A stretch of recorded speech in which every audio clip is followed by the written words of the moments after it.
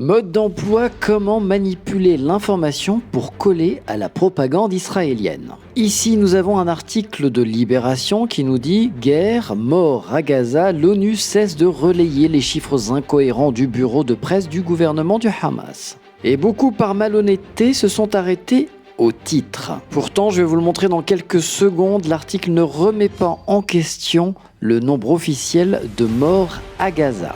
Parmi les hyènes qui ont sauté sur l'occasion, il y a évidemment Caroline Fourest. Un mea culpa de la presse ? Nous avons alerté sur les méthodes utilisées par le Hamas pour gonfler ces chiffres. Vous allez voir, Caroline Fourest ne sait pas lire. Idem pour la propagandiste Zora Rose Bitan. Le professeur de faux philosophie René Chiche tombe dans le panneau également. Voici ce que dit réellement l'article de Libération. Écoutez bien.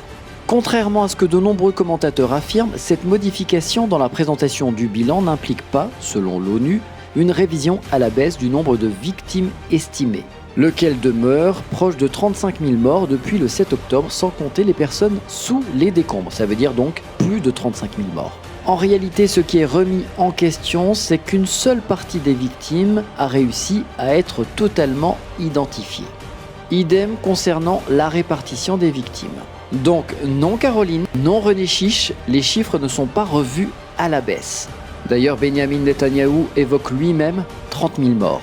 Sauf que lui, il est dans son rôle de chef de propagande, il estime que la moitié sont des combattants du Hamas. Selon The Guardian, CNN, et Reuters, il y a bien plus de 35 000 morts, mais tous les corps n'ont pas encore été identifiés. C'est ça l'information.